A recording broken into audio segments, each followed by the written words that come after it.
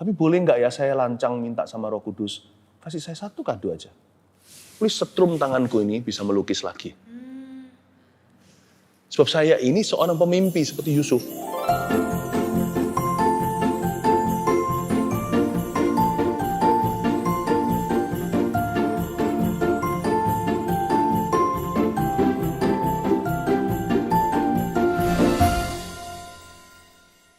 Setelah saya bertobat umur 18 tahun itu, segalanya berubah.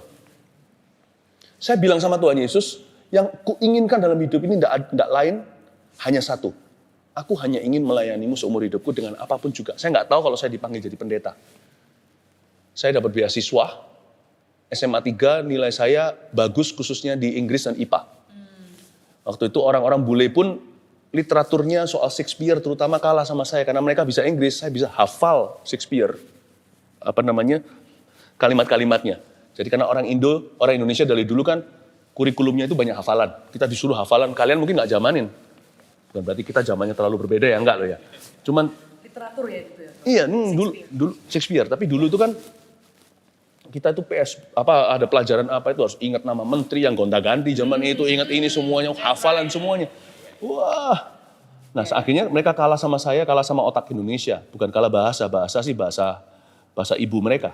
Tapi saya bahasa orang asing di Kanada, orang Indonesia, tapi kalahkan mereka di literatur Shakespeare karena saya hafal semua kalimat-kalimatnya. IPA saya juga hampir sempurna, saya dapat beasiswa.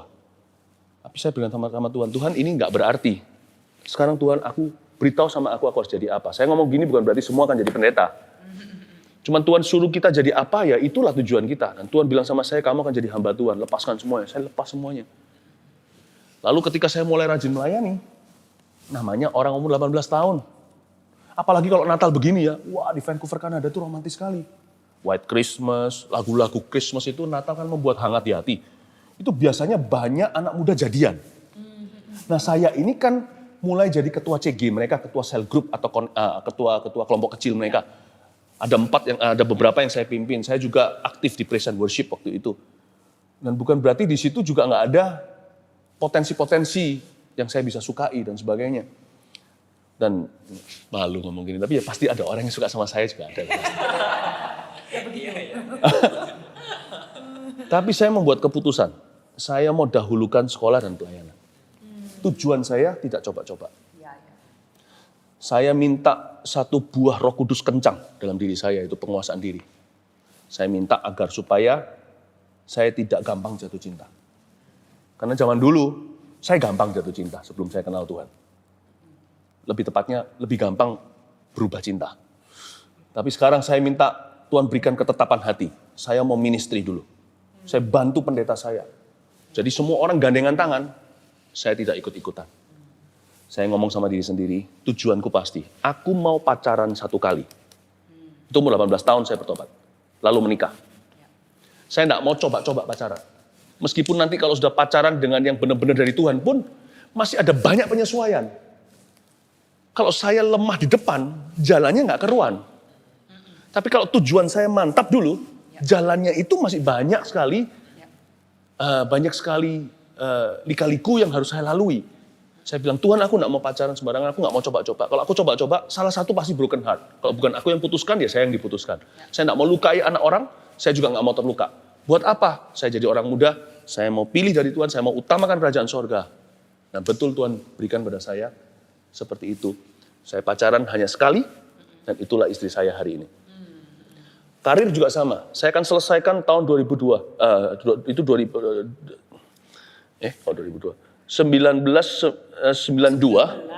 No, even 2000.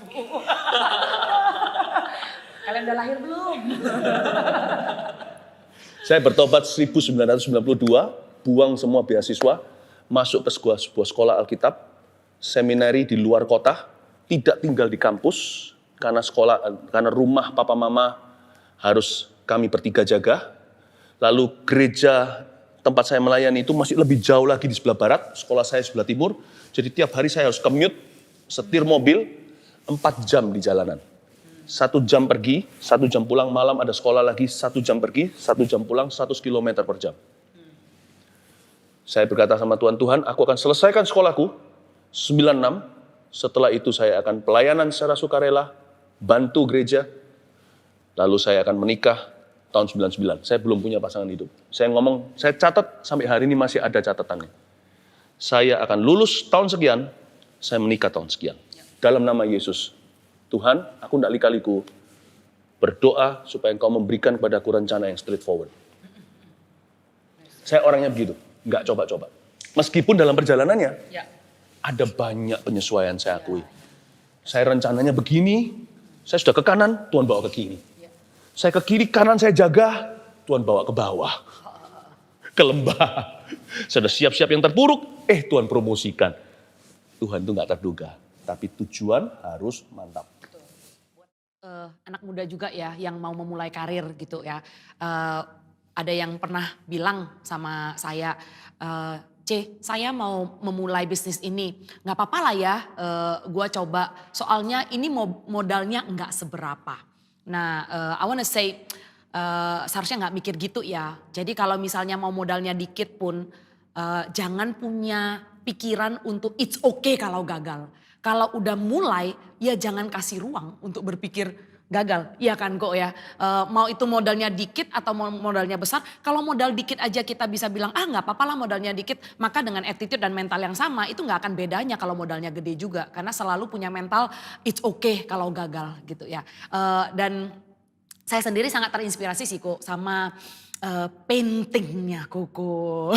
Kalian penasaran gak? Penasaran gak? Paintingnya Koko langsung go internasional dan itu langsung waktu awal-awal exhibition gitu ya.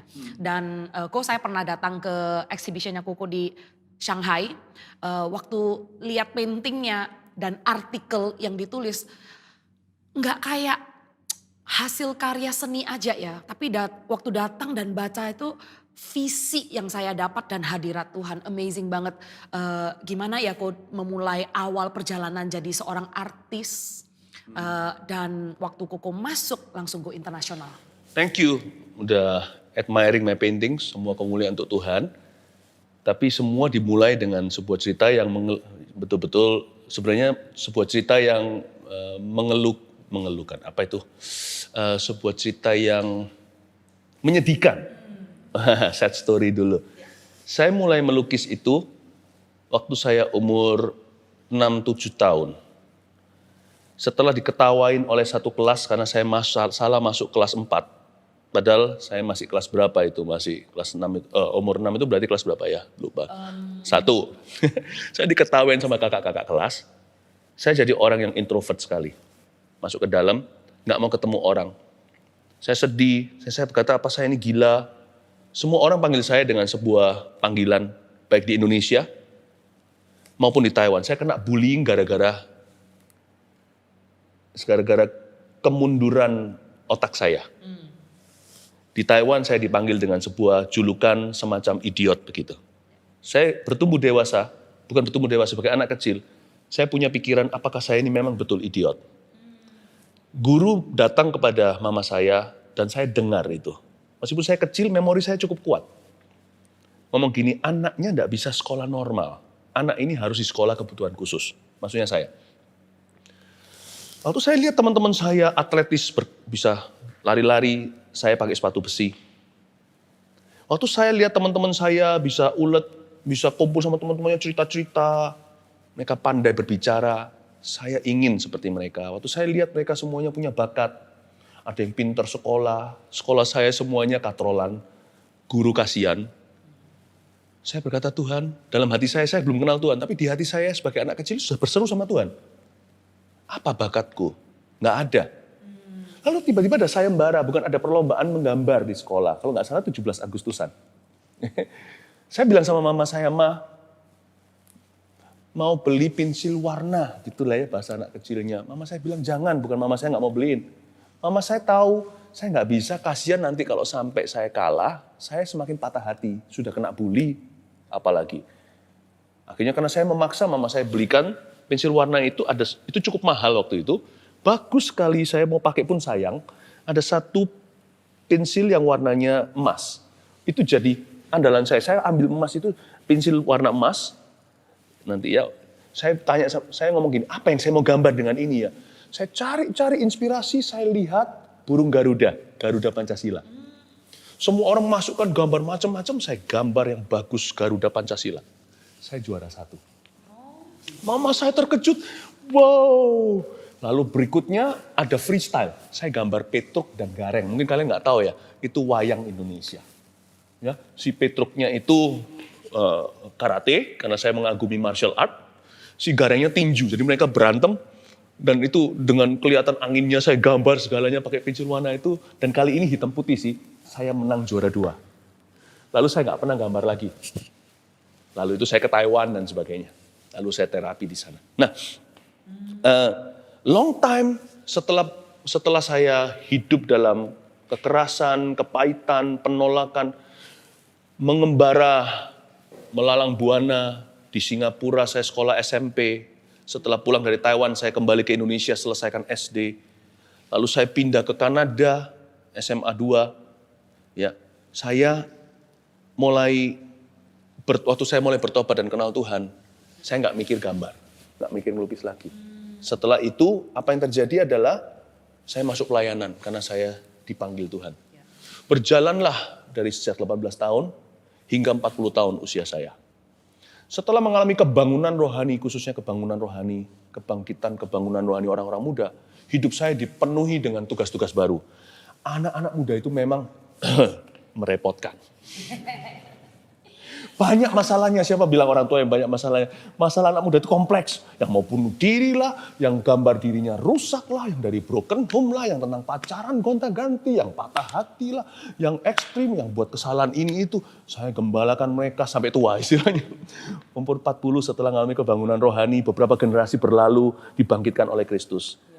Tiba-tiba saya ingat bahwa saya bisa gambar. Saya bilang sama Tuhan, kasih saya satu kado Tuhan, meskipun kalau ulang tahun itu harusnya yang dikasih kado bukan kita loh. Harusnya mama kita. Ya kan? Kenapa kita yang dirayakan, mama kita yang melahirkan? Kita kan tinggal keluar aja. Tapi saya juga berpikiran kalau saya pas ulang tahun umur 40 itu, saya berkata sama Tuhan Yesus, harusnya dapat kado Tuhan yang menciptakan. Tapi boleh nggak ya saya lancang minta sama Roh Kudus, kasih saya satu kado aja. Please setrum tanganku ini bisa melukis lagi. Sebab saya ini seorang pemimpi seperti Yusuf. Ada 100 mimpi dari Tuhan dalam kehidupan saya. Dan itu indah, saya ingat dengan sangat detil. Kan nggak mungkin saya bisa bilang sama Bintoro nih, tolong gambarkan mimpiku hanya karena Bintoro seorang seniman. Kan saya nggak bisa gambar. Gimana bisa kamu masuk ke mimpi saya? Gambarkan apa yang saya lihat. Sedangkan kalau digambarkan, pasti jadi berkat. Karena mimpi-mimpi saya itu ilustratif sekali, kreatif sekali, warna-warni. Tolong gambarkan, nggak bisa. Jadi terpaksa yang mimpi yang melukiskan. Nah saya nggak bisa melukis Tuhan, nggak pernah punya pengalaman, saya ini amatiran. Tapi saya percaya karunia itu, talenta bisa nyanyi lah, bisa ada orang yang fisiknya itu sangat-sangat lentur lah. Ya kan? Itu semua kan dari kelahiran. Kan memang dilahirkan sudah dengan bakat alam. Saya percaya bakat itu juga bisa disusulkan. Lewat kelahiran baru atau lewat iman kita pada Kristus hari ini. Jadi saya nggak percaya, saya nggak yakin kalau kita hanya punya bakat alam waktu kita jadi bayi. Sekarang pun kita bisa minta suatu karunia yang baru. Saya minta sama Tuhan, setrum tanganku untuk bisa. Mulailah saya gambar, saya beli kanvas, saya tanya sana sini, saya beli alat-alat menggambarnya, catnya semuanya, saya mulai melukis di atas kanvas. Lukisan pertama saya langsung disambar oleh kolektor. Lalu ada juga manajemen daripada yang manajemen seni yang langsung minta untuk bisa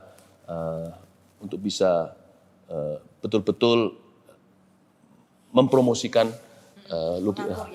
memanage hasil karya saya. Saya nggak minta itu semuanya. Yang saya lakukan hanyalah mengelola talenta, tapi Tuhan yang menangkap tangan. Dari situ masuklah ke pameran-pameran solo di mancanegara, di Shanghai, di Taipei, Tainan, ya kan, di Kuala Lumpur, di berbagai tempat-tempat di negara-negara di Asia ini, lukisan saya mulai dipamerkan. Saya yakin itu semua Tuhan sih, bukan karena saya. Dan dalam salah satu pameran saya itu saya diajak bicara dengan seorang profesor, seorang penceramah seni di sebuah sekolah yang bergengsi di salah satu negara di Asia yang tidak terbuka terhadap kekristenan. Dia datang khusus bertemu dengan saya dan berkata, saya sangat terpukau dengan hasil karya Anda. Karena saya adalah orang yang sekolah untuk seni. Dia berkata, gimana Anda bisa menggambar begini? Saya bilang, sebenarnya saya selama ini menggambar sih, tapi nggak di kanvas, tapi di dalam kehidupan orang. Terus saya ngomong dengan dia, akhirnya saya buat dia sadar bahwa semua bakat alam, semua kreativitas harus merujuk dan menunjuk kepada Sang Pencipta. Seni itu ada tujuannya, yaitu kemuliaan Tuhan. Orang ini ateis. Dia punya lukisan, dia bukan lukisan, dia punya karya-karya seni sudah dipamerkan sampai di Milan, di Italia. Waktu saya bicara sama dia, berakhirlah di belakang layar. Ini ruang pameran, di situ ruang tunggu sang seniman. Di situ saya ketemu dengan profesor ini. Kami berdua berlutut untuk menuntun dia terima Yesus.